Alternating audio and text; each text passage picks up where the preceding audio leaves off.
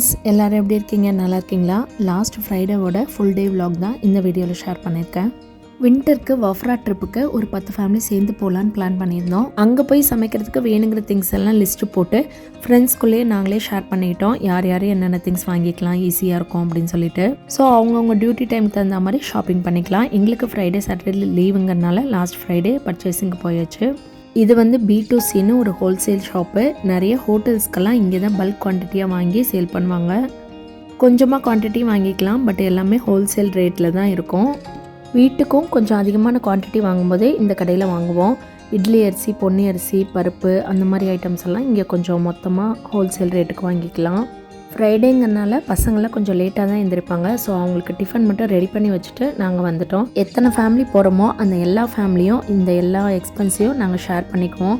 Grocery, vegetables, அதுக்கப்புறம் chicken வாங்குறது எல்லாமே. நம்ம வீட்டில் ஒரு சின்ன விசேஷம் வச்சா நம்ம எப்படி திங்ஸ் எல்லாம் பார்த்து வாங்குவோம். எத்தனை பேர் வருவாங்க, எத்தனை பேர் நான்வெஜ் சாப்பிடுவாங்க, வெஜிடேரியன் சாப்பிடுவாங்க.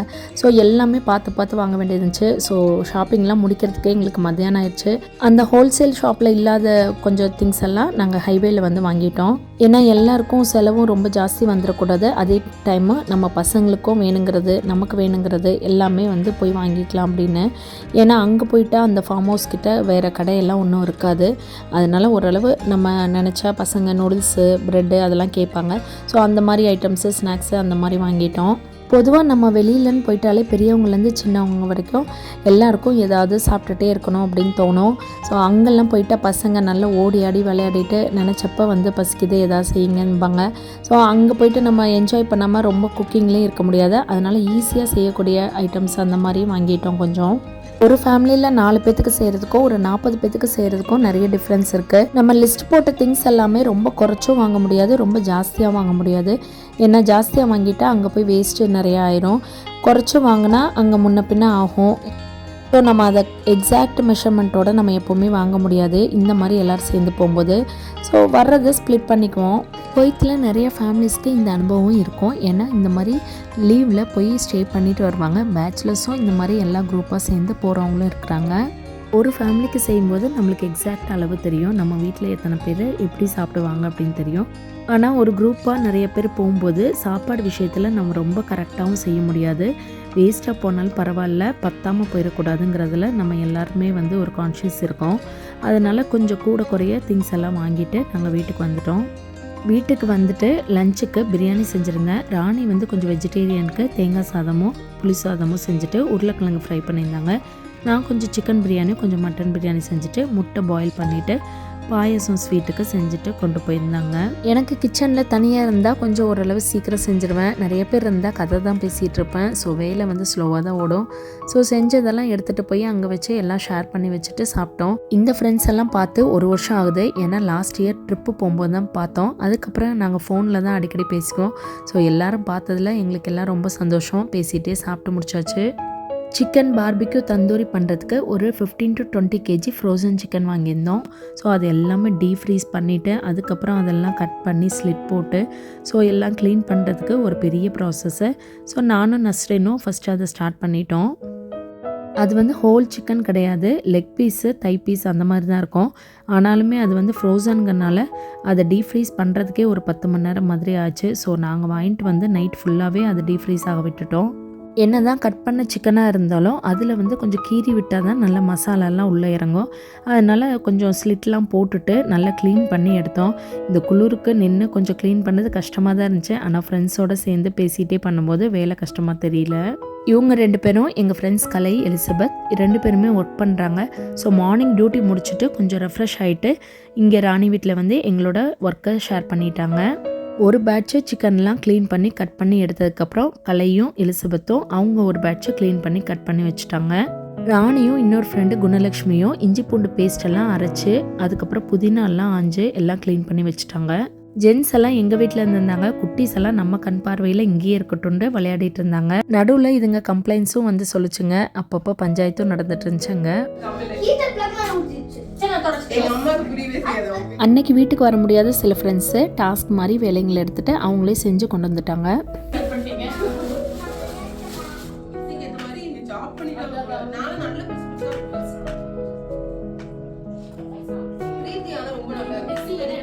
சரியா இல்லாட்டி அடுத்து வாங்க ஊர்ல இருந்து எடுத்துட்டு வாங்க பிளாக் அது ரொம்ப கொஞ்சம் எக்ஸ்பென்சிவ். ட்ரையல் கேசரி மாதிரி கொஞ்சமாக செஞ்சு பார்த்தோம். ஏன்னா எந்த பலகாரம் சமையல்னாலும் அவங்கவுங்க ஒவ்வொரு கைப்பக்குவத்துக்கு மெஷர்மெண்ட்டில் பண்ணுவாங்க. ஸோ நஸ்ரீன் வந்து ஒரு எக்ஸாக்ட் மெஷர்மெண்ட் வச்சு எங்களுக்கு சொன்னாங்க. ஸோ அதே நம்ம யாராச்சும் செஞ்சு கொண்டு போகலாம் அப்படின்ட்டு ஒரு பிளான் இருந்துச்சு. Last time pineapple kesari Nasreen தான் செஞ்சுட்டு வந்திருந்தாங்க. ஸோ அதுவும் சூப்பர் டேஸ்ட்டாக இருந்துச்சு. அதனால் அதே மெஷர்மெண்ட் வச்சு எங்களுக்கு கொஞ்சம் குவான்டிட்டி செஞ்சு காமிச்சிட்டு போனேன். அது யாராவது செஞ்சுக்கலாம் அப்படின்ட்டு செஞ்சுட்டு இருந்தாங்க. ஸோ அங்கேயும் கொஞ்சம் நேரம் கதை பேசிட்டு ஸ்வீட் செஞ்சுட்டு இருந்தோம்.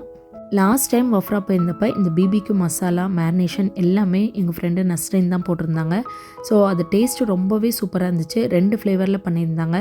அதனால் இந்த டைமு நஸ்ரீன் நீங்கள் தான் போடணுன்னு எல்லாருமே சொல்லிட்டோம். அவங்க வந்து வேறு ஏரியாவில் இருந்தாங்க. ஸோ இந்த மேரினேஷனுக்காக அவங்க வந்திருந்தாங்க. லாஸ்ட் டைம் அவங்க வீட்டில் பண்ணதுனால எங்களுக்கு வந்து என்ன ரெசிபின்னு பார்க்க முடியல. ஸோ இந்த டைம் எங்கள் பக்கத்துலேருந்து ரெசிப்பியும் சொல்லிவிட்டு எங்களுக்கு காமிச்சு கொடுத்துட்டு போட்டாங்க. First tandoori masala powder ready பண்ணுறதுக்கு மிளகாத்தூள், தனியாத்தூள், கரம் மசாலா தூள், கஸ்தூரி மேத்தி, மிளகு, சீரகத்தூள், கலர் பொடி வந்து ஆப்ஷனல், வேணும்னா சேர்த்துக்கலாம். அதுக்கப்புறம் தந்தூரி மசாலா பவுடர் அது வந்து கடையில் வாங்கினது தான், அதை ஆட் பண்ணிக்கணும். அது கூட இஞ்சி பூண்டு பேஸ்ட்டு, தயிர், லெமன், உப்பு இதெல்லாம் வந்து நல்லா போட்டு மிக்ஸ் பண்ணிக்கணும். லாஸ்ட்டாக டேட் சிரப் கொஞ்சம் ஆட் பண்ணாங்க. அந்த ஃப்ளேவர் வந்து கொஞ்சம் டேஸ்ட் கொடுக்குன்னு சொன்னாங்க. அது அவங்களோட ரெசிபி. ஸோ அது வந்து இப்போ கொஞ்ச நாளாக நான் ஆட் பண்ணுறேன், நல்லா இருக்குது டேஸ்ட்டு அப்படின்னாங்க. இந்த மசாலா கூட கொஞ்சமாக சன்ஃப்ளவர் ஆயிலும் சேர்ந்து மிக்ஸ் பண்ணாங்க. ஆக்சுவலாக இந்த ரெசிபி வந்து ஃபஸ்ட்டு ட்ரை மசாலாஸ், அதாவது இந்த மிளகாத்தூள், மல்லித்தூள் அந்த மாதிரி பவுடர்ஸ் எல்லாம் ஃபஸ்ட்டு ஆட் பண்ணிவிட்டு அதில் சிக்கனை ஃபஸ்ட்டு கொஞ்சம் நேரம் மேரினேஷன் பண்ணிவிட்டு அப்புறம் கொஞ்சம் நேரம் 1 or 2 ஹவர்ஸ்க்கு அப்புறம் இந்த தயிர், ஜிஞ்சர் கார்லிக் பேஸ்ட்டு இதெல்லாம் ஆட் பண்ணி லெமன் கொஞ்சம் புழிஞ்சு உப்பு போட்டு ஸோ இதெல்லாம் அதுக்கப்புறம் ஆட் பண்ணால் டேஸ்ட் இன்னுமே ஃப்ளேவர் நல்லாயிருக்கும்னு சொன்னாங்க. பட் நம்மளுக்கு டைம் இல்லாதனால எல்லாமே ஒன்றா போட்டு பரட்டி மசாலாவை ரெடி பண்ணி வச்சாச்சு. மேரினேஷன் பண்ண சிக்கனை எல்லாம் ஃப்ரீசரில் பெரிய பெரிய பாத்திரத்தில் வைக்கிறது கொஞ்சம் கஷ்டம்.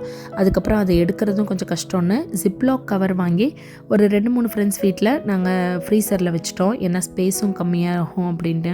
அடுத்ததாக க்ரீன் மேரினேஷனுக்கு தந்தூரிக்கு என்னென்ன மசாலா போட்டோமோ அது எல்லாமே இதில் போடணும். ஆனால் இதில் வந்து கொஞ்சம் குவான்டிட்டி கம்மியாக போடணும். ஏன்னா இதில் வந்து அந்த க்ரீன் பேஸ்ட்டோட ஃப்ளேவர் தான் கொஞ்சம் ஜாஸ்தியாக இருக்கணும் அப்படின்னு சொல்லிட்டு அந்த மசாலா தூள்லாம் கொஞ்சம் கம்மி பண்ணிட்டாங்க.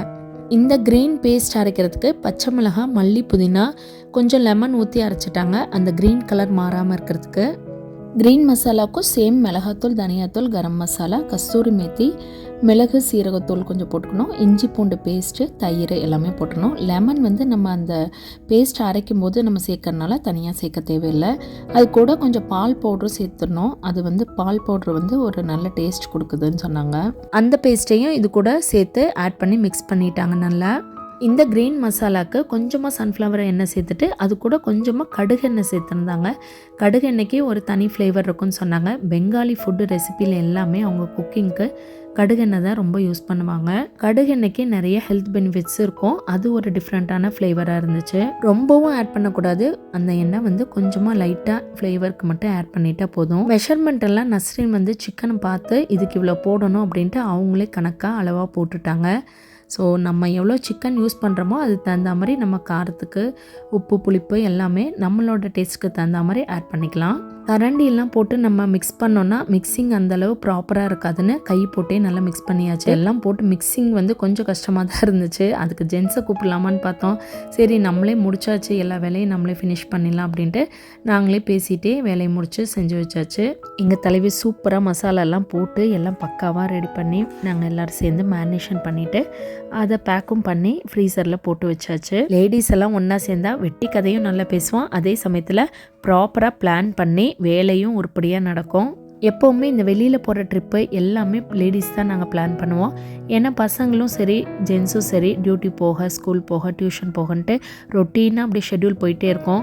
ஸோ நம்ம நடுவில் இந்த மாதிரி ஏதாச்சும் பிளான் பண்ணி செஞ்சால் தான் உண்டு. இல்லாட்டி இவங்களும் எங்கேயும் வர மாட்டாங்க, நம்மளும் வெளியில் கூட்டிகிட்டு போக மாட்டாங்கன்னு சொல்லிட்டு நாங்களாம் எப்போவுமே ஒரு பிளான் பண்ணுவோம்.